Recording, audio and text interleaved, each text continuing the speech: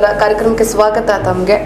ಇವಾಗ ಈ ಪ್ರಜ್ವಲ್ ರೇವಣ್ಣ ಅವರ ವಿಡಿಯೋಗಳ ಬಗ್ಗೆ ತಮಗೆಲ್ಲ ಗೊತ್ತೇ ಇರುವಂಥದ್ದು. ಈ ವಿಚಾರ ಸ್ಪ್ರೆಡ್ ಆಗ್ತಾ ಇದ್ದ ಹಾಗೆ ಸಾಕಷ್ಟು ಜನ ನಾಯಕರ ಎದೆಯಲ್ಲಿ ಡವ ಶುರುವಾಗಿರುವಂಥದ್ದು. ಎಲ್ಲಿ ನಮ್ಮ ಬುಡಕ್ಕೂ ಬರುತ್ತೋ, ಯಾವಾಗ ನಮ್ಮ ಸಿಡಿಗಳು ಅಥವಾ ಇದೇ ರೀತಿ ಪೆನ್ಡ್ರೈವ್ಗಳು ರಿಲೀಸ್ ಆಗುತ್ತೋ ಅನ್ನುವಂಥ ಭಯದಲ್ಲಿದ್ದಾರೆ ಸಾಕಷ್ಟು ಜನ ನಾಯಕರು. ಹೀಗಾಗಿ ಮುಂದಾಲೋಚನೆಯನ್ನ ನಡೆಸಿ ಸ್ಟೇನ ತಗೊಂಡು ಬರ್ತಾ ಇದ್ದಾರೆ. ಯಾವುದೇ ರೀತಿ ಮಾನಹಾನಿಕರ ಅಶ್ಲೀಲ ವಿಡಿಯೋಗಳನ್ನ ನಮಗೆ ಸಂಬಂಧಪಟ್ಟಂಥದ್ದು ಹಾಕೋ ಹಾಗಿಲ್ಲ ಅಂತ ಹೇಳಿ ಕೋರ್ಟಿಂದ ಸ್ಟೇ ತರ್ತಾ ಇದ್ದಾರೆ. ಇವರು ಕುಂಬಳಕಾಯಿ ಕಳ್ಳರ ತರ ನಡ್ಕೊಳ್ತಾ ಇಲ್ವಾ ಸರ್? ಅಲ್ಲಿ ಮತ್ತೆ ಪ್ರಶ್ನೆ ಮಾಡೋದು ಏನೂ ಇಲ್ಲ ಇದರಲ್ಲ. ಕುಂಬಳಕಾಯಿ ಕಳ್ಳರ ಇದ್ದಾರೆ ಇಲ್ಲ, ತಾವು ಒಂದು ಪ್ರಾಮಾಣಿಕರು ಶುದ್ಧರು ಇದ್ದಿದ್ದಾರೆ ಅಂದ್ರೆ ಈ ಸ್ಟೇ ತರುವಂಥ ಪಾಪದ ಕೆಲಸ ಯಾಕೆ ಮಾಡ್ತಿದ್ರು? ಯಾಕಂದ್ರೆ ಈ ಯಾರ್ಯಾರು ಸ್ಟೇ ತರ್ಲಿಕ್ಕೆ ಹೋಗಿದ್ದಾರೆ ಅವರೆಲ್ಲ ಕುಂಬಳಕಾಯಿ ಕಳ್ಳರ ಅನ್ನೋದು ತನ್ನ ಸಾಬೀತಾದಂಥ ವಿಷಯ. ಸುಮ್ಮನೆ ಯಾವುದನ್ನು ಮಾಡ್ಲಿಕ್ಕೆ ಆಗೋದಿಲ್ಲ. ಮತ್ತು ಅದನ್ನು ನೀವು ಡಾಕ್ಟರ್ ಮಾಡ್ತಪ್ಪ ಅಂತಂದ್ರೆ ಅಥವಾ ಅದನ್ನು ನೀವು ಏನೋ ತಿದ್ದಿಗಿದ್ದು ಮಾಡಿದ್ದೀರಪ್ಪ ಅಂದ್ರೆ ಗೊತ್ತಾಗ್ತದೆ ರೀ. ಟೆಕ್ನಾಲಜಿ ಭಾಳ ಡೆವಲಪ್ ಆಗಿದೆ. ಒರಿಜಿನಲ್ ಯಾವುದು ಡೂಪ್ಲಿಕೇಟ್ ಯಾವುದು ಗೊತ್ತಾಗಿರ್ತದೆ. ಅದರಲ್ಲಿ ಶಾದವ್ರದ್ದು ಡೂಪ್ಲಿಕೇಟ್ ಮಾಡೋದೇನೋ ಮಾಡಿ ಶಾ ಮತ್ತು ಕೇಸ್ ಹಾಕಿ ಮಾಡಿ ನೋಡೋದು ನೀವು ನೋಡಿದ್ದೀರ. ಇವತ್ತು DK ಶಿ ಅವ್ರದ್ದು ಕೂಡ ಅದನ್ನ ಅವ್ರ ಫೇಸ್ನ ಅಶ್ಲೀಲ ಚಿತ್ರಗಳಿಗೆ ಮಾರ್ಪಿಂಗ್ ಮಾಡಿ ಇವರೇ ಅನ್ನೋ ಥರ ಬಿಂಬಿಸಿ ಇದನ್ನ ಅಪ್ಲೋಡ್ ಮಾಡಿದ್ದಾರೆ ಎಲ್ಲ ಖಾತೆಗಳಲ್ಲಿ, ಅಂದರೆ ಸಾಮಾಜಿಕ ಜಾಲತಾಣದಲ್ಲಿ ಇದನ್ನು ಹರಿಬಿಟ್ಟಿದ್ದಾರೆ. ಸೊ ಇದೀಗ ಅವರು ಕೂಡ ಕಂಪ್ಲೇಂಟನ್ನು ದಾಖಲಿಸಿದ್ದಾರೆ. ಅಂದರೆ ಈಗೇನಾಗಿದೆಪ್ಪ ಅಂದ್ರೆ ಇಲ್ಲಿ ಯಾರು ಸಜ್ಜನರು ಅನ್ನುವಂಥ ಒಂದು ದೊಡ್ಡ ಪ್ರಶ್ನೆ ಮೂಡಿಬಿಟ್ಟದೆ ಇವತ್ತು. ಯಾಕೆಂದರೆ ಎಲ್ಲರೂ ಈ ಒಂದು ವಿಷಯದಲ್ಲಿ ಈ ರೀತಿ ಮಾಡೋದನ್ನು ನೋಡಿದಾಗ ಇವ್ರು ನಮ್ಮೆಲ್ಲ ನಾಯಕರಪ್ಪ ಅನ್ನುವಂಥ ಒಂದು ಸಂಶಯ, ಬೇಜಾರು ಒಂದು. ಎಲ್ಲದಾಗಿ ಇಂಥವ್ರನ್ನ ಆಯ್ಕೆ ಮಾಡೋಂಥ ನಾವು ಯಾರು ಒಂದ ಗೊತ್ತಾದ್ಮೇಲೆ ನಾವು ಆಯ್ಕೆ ಮಾಡ್ತೀವಿ.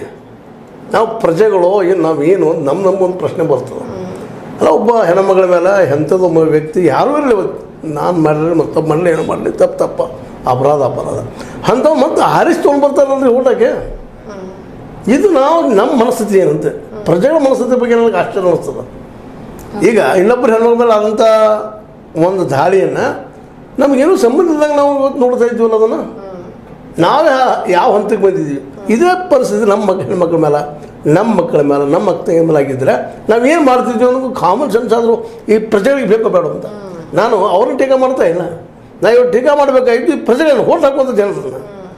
ಇವ್ರ ಕೈಗೆ ಅಸ್ತರದ ಅತ್ಯಂತ ಬಂಗಾರದ ಅಸ್ತ್ರ ಸಿಕ್ಕಲ್ಲ. ನಮ್ಮ ಸ್ವಾತಂತ್ರ್ಯ ಹೋರಾಟಗಾರರು ಗಾಂಧೀಜಿಯವರು ಇರ್ಬೋದು, ಅಂಬೇಡ್ಕರ್ ಅವರು ಇರ್ಬೋದು, ಎಂಥ ಅಸ್ತ್ರ ಕೊಟ್ಟು ಹೋಗಿದ್ದಾರೆ ಬದಲಾವಣೆ ಮಾಡುವಂಥದ್ದು. ಇವ್ರು ಗೊತ್ತಾದ ಮೇಲೂ ಅನೇಕ ಇವತ್ತು ನಾವು ನೋಡ್ತೀವಿ ಶಾಸಕರನ್ನ, ಗೊತ್ತಾದ್ಮೇಲೆ ಅವ್ರು ಆಯ್ಕೆ ಆಗ್ತಾ ಇದ್ದಾರೆ. ನಮ್ಮ ಮನಸ್ಥಿತಿ ಅಂತದ್ದು ಅಂತ ಅದು ಸಹಜ ಅಂತಾರೆ. ಇಲ್ಲ, ಜನನೂ ಒಪ್ಪಿದ್ದಾರೆ ನಮ್ಮನ್ನಂತ. ನಾವು ಇವತ್ತು ನಮ್ಮ ಜನನೂ ಸಹಿತ ಮತದಾರರು ಸಹಿತ ಎಚ್ಚರಿಕೆಯಿಂದ ಇದ್ರ ಬಗ್ಗೆ ವರ್ತಿಸ್ಬೇಕಾಗಿದೆ. ಇಂಥವ್ರನ್ನು ತಳ್ಳಿ ಹಾಕಬೇಕಾದವರು ಜನ. ಪ್ರಜಾತಂತ್ರದಲ್ಲಿ ಜನ ಎಂದು ಎಚ್ಚರಿಕೊಳ್ತಾರಲ್ಲ ಆವತ್ತು ಇಂಥವ್ರು ಮತ್ತೆ ಹಾಕ್ಲಿಕ್ಕೆ ಸಾಧ್ಯ. ಇವರು ಕಾನೂನು ಕೈಗೆ ಸಿಗೋದಿಲ್ಲ. ಇವರು ಕಾನೂನು ಮೀರಿ ಹೋಗುವಂಥವ್ರು. ಕಾನೂನಲ್ಲಿ ಯಾರು ಕಾನೂನು ಪಾಲನೆ ಮಾಡೋರು ಯಾರು ರೀ? ಇವ್ರ ಕೈಯಲ್ಲಿ ಅಧಿಕಾರಿಗಳು ಅವರು. ಇವ್ರು ಮೀರಿ ಹೋಗ್ತಾರೇನ್ರಿ ಅವರು? ಭಾಳ ಕೇಳಿದ್ರೆ ಹೇಳ್ತಾರೆ ಅವರು, ಅಧಿಕಾರಿ ಜನ ನಮಗೂ ಹೆಣ್ಣು ಮಕ್ಕಳು ಇದ್ದಾರೆ ರೀ, ನಾವೇನು ಮಾಡೋದು ಅಂತ ಹೇಳ್ತಾರೆ. ಅಧಿಕಾರಿ ಇದ್ದಂಥವ್ರು ಮತ್ತು ಎಲ್ಲರೂ ತಮ್ಮ ಚರ್ಮ ರಕ್ಷಣೆ ಮಾಡ್ಕೊಂಡ್ರೆ ಮತ್ತು ಇಂಥವ್ರು ನಡೀತಾನೆ ಇರ್ತಾರೆ. ಇವತ್ತು ಪ್ರಜ್ವಲ್ ಇರ್ತಾರೆ, ನಮ್ಮ ಹಿಂದೆ ಮತ್ತೊಬ್ಬ ಇದ್ದ, ಮುಂದೆ ಮತ್ತೊಬ್ಬ ಬರ್ತಾನೆ, ಇಂಥವ್ರು ಮಾಡ್ತಾನೆ ಇರ್ತಾರೆ. ಇದು ನಿರಂತರ ನಡೆದ್ರೆ ಈ ಶೋಷಣೆ. ಇದಕ್ಕೆ ನಮ್ಮ ಹೆಣ್ಮಕ್ಳು ದಿಟ್ಟ ನಿಲ್ಬೇಕಾಗಿದೆ. 50% ನೀವು ಹೆಣ್ಮಕ್ಳು ಯಾಕಮ್ಮ ನೀವು ಬದಲ್ತೀರಿ? ಯಾಕೆ ನೀವು ನಿಮ್ಮಲ್ಲಿ ಯಾಕೆ ಒಕ್ಕಟ್ಟಿಲ್ವ ಹೆಣ್ಮಕ್ಳೆಲ್ಲ? ನೀವು ಮನಸ್ಸು ಮಾಡಿದ್ರೆ ಇಲ್ಲಿ 50% ರಿಸರ್ವೇಷನ್ ಯಾರು ಕೂಡ ಅವಶ್ಯಕತೆ ಇಲ್ಲ. ನೀವು ಕಿತ್ಕೋಬೇಕು ಅದನ್ನು. ಮತ್ತು ಇತಿಹಾಸ ನಾವು ನೋಡಿದ್ವಲ್ಲ, ಯಾರೂ ಯಾರಿಗೂ ಅಧಿಕಾರವನ್ನು ಬಿಟ್ಟುಕೊಡೋದಿಲ್ಲ. ಇತಿಹಾಸ ಪುಟಗಳು ಬರೆದಿಟ್ಟಂಥದ್ದು ಇದು. ಅದಕ್ಕೆ ನಾವು ಹೆಣ್ಮಕ್ಳು ಕೇಳಬೇಕಾಗಿದೆ, ನೀವು ಏನಮ್ಮ ನೀವು ನಿಮ್ಮ ಮಕ್ಕಳು ಇಂಥವ್ರಂದ್ರೆ ನೀವು ಸಣ್ಣ ಮಾಡ್ತೀರಿ, ನೀವು ಇಂಥವ್ರಿಗೆ ಯಾಕೆ ಮತ ಹಾಕ್ತೀರಿ? ಪ್ರಜ್ವಲ್ನಾಗಿರ್ಬೋದು, ಮತ್ತೊಬ್ಬ ಆಗಿರ್ಬೋದು, ಇವತ್ತು ರೇವಣ್ಣನ ಮೇಲೂ ಆರೋಪಗಳಿದ್ದಾವೆ.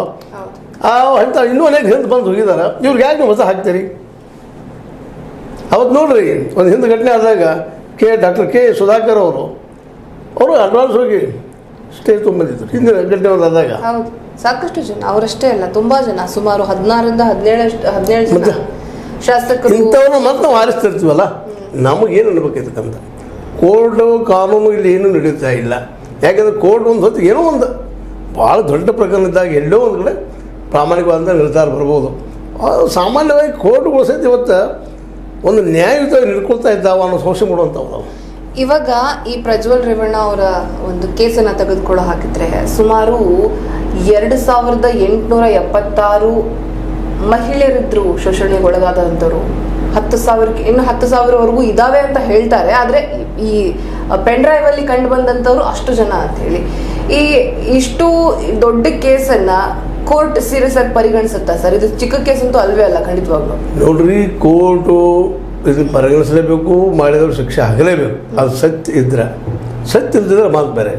ಸತ್ಯ ಇದ್ದಾಗ ಅದು ಆಗಲೇಬೇಕು ಶಿಕ್ಷೆ ಅವ್ರಿಗೆ. ಅದ್ರ ಜೊತೆಗೆ ನಾವು ಜನ ಆದರೂ ಸಹಿತ ಅದು ಪ್ರೂವ್ ಆದಾಗ ಅಂಥವ್ರು ಶಿಕ್ಷೆ ಕೊಡುವಂಥ ಕೆಲಸ ನಮ್ಮಲ್ಲೇ ಒಂದು ಸರಳವಾದ ಸೂತ್ರದ ಮತ ಹಾಕುವ ಮೂಲಕ ಧಿಕ್ಕರಿಸುವಂಥದ್ದು. ನಾವು ಈ ಹಿಂದೆ ನೀವೆಲ್ಲ ನಾನು ಒಬ್ಬನೇ ಡಿಸ್ಕಷನ್ ಮಾಡಿದ್ದೀವಿ. ನೋಟ್